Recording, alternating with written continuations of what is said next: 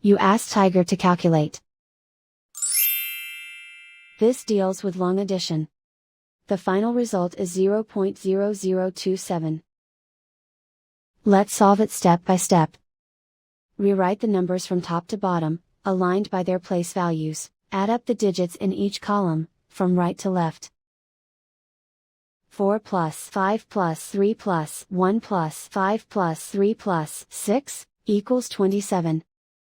Carry 2 to the thousands place. 2 plus 0 plus 0 plus 0 plus 0 plus 0 plus 0 plus 0, equals 2. 0 plus 0 plus 0 plus 0 plus 0 plus 0 plus 0, equals 0.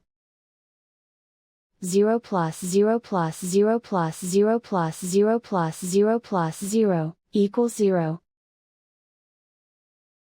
0 plus 0 plus 0 plus 0 plus 0 plus 0 plus 0, equals 0. And so the final result is 0.0027.